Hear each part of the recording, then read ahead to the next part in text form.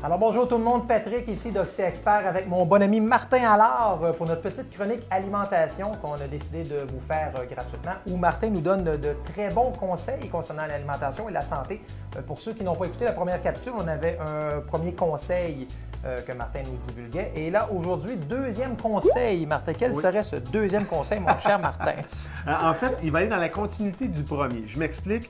Je vous ai parlé que dans le premier conseil, il fallait stabiliser la glycémie, le taux de sucre sanguin pour avoir un meilleur état énergétique plus stable durant la journée, favoriser la perte de poids. Ça va même stimuler en bout de ligne l'effet cognitif, la mémorisation, concentration, et ça va avoir un impact positif pour le sommeil.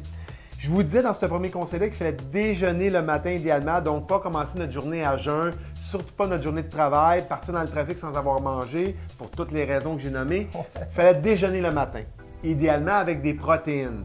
Donc, dans le deuxième conseil... Non, pas du tout. Dans le deuxième conseil, on continue dans cet axe de consommer au repas des protéines idéalement.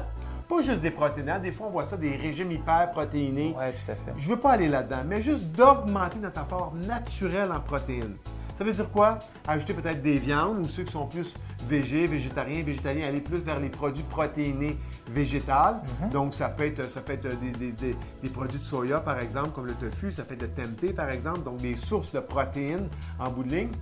Ça va faire quoi? Ça va faire que si on mange plus de protéines au dîner, plus de protéines au souper, on va avoir assurément moins faim pour des sources de glucides. On est plus rassasié en mangeant de la protéine. Oui, okay, je comprends. comme les sources de glucides sont souvent des pâtes, du pain, bien à ce moment-là, ça va couper dans ces sources de glucides-là. Donc, ça va nous aider à avoir une meilleure gestion de poids en bout de ligne, stabiliser notre glycémie davantage. Puis en même temps, tu l'as dit, les protéines sont satiétogènes. C'est un grand mot scientifique pour dire que la stabilité de notre satiété, de l'effet coupe-faim naturel, va être maintenue durant plus longtemps durant la journée. En mangeant des protéines? Oui.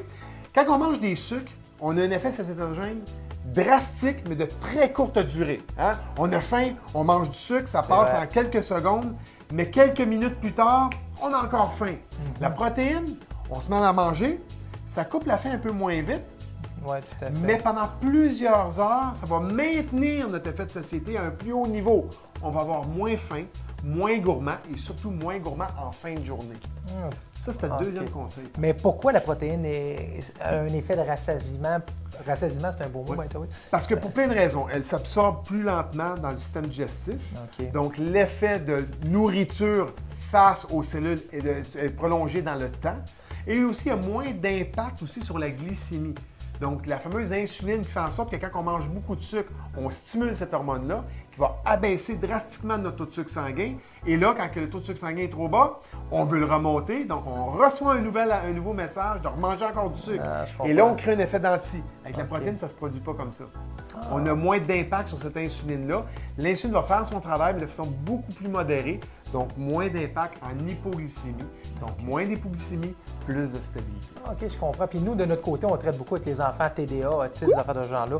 Pour les enfants, de manger plus protéiné, c'est l'idéal aussi, C'est exactement là qu'on doit aller au niveau de l'alimentation, que ce soit le TDA, TDAH, que ce soit l'anxiété, que ce soit l'autisme.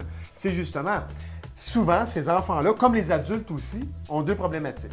Ils vont utiliser des médications qui vont souvent couper leur appétit, diminuer leur appétit, mais quand ils vont se mettre à avoir faim, ils vont avoir faim pourquoi? Pour du sucre. Tout à fait. Les friandises. Si le jeune ne mange pas durant toute la journée, c'est pas vrai que le soir, il va avoir le goût d'un steak haché. Bon steak, c'est ça. Il va avoir le goût de manger quelque chose qui l'attire. Donc, ça risque d'être des friandises. Donc, on va avoir un problème de gestion à ce niveau-là. Puis l'autre problématique, c'est que souvent, ces gens-là n'ont juste pas un intérêt, mentalement parlant, à manger ou à penser même de manger. Ils sont en fluctuation mentale au bout de la ligne, soit en hypo, en hyper, influence mentale et tout ça, qui fait en sorte qu'ils ne sont juste pas là à penser à leur bouffe. C'est correct, le cerveau il est ailleurs. On appelle ça l'intelligence différente.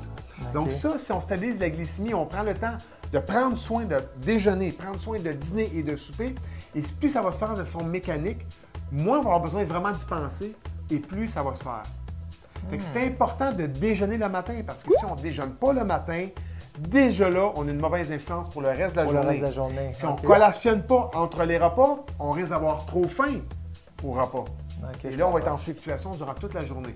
Et si on ne mange pas de protéines, On va avoir faim pour un autre aliment qui s'appelle les glucides en bout de ligne, qui s'appelle les pâtes, le pain, oui, le riz, mais aussi les friandises. Oui, les friandises aussi. Ou les aliments transformés. Tout à fait. Fait que ça nous amène d'autres problématiques en bout de ligne. Et plus on est instable au niveau de notre mental, plus c'est compliqué de gérer certaines pathologies. Tout à fait. Et surtout la médication face à cette pathologie-là aussi. Plus on est stable, tout devient plus facile. Je ne suis pas en train de dire qu'on va traiter la situation, mais je suis en train de dire qu'on va aider la condition de l'individu exactement dans son traitement médical, thérapeutique ou autre.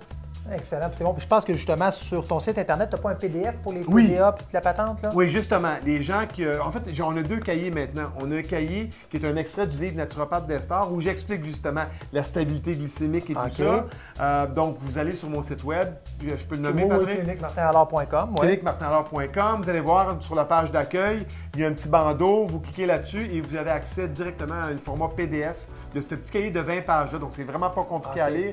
C'est très simple. Il y a des recettes aussi, évidemment.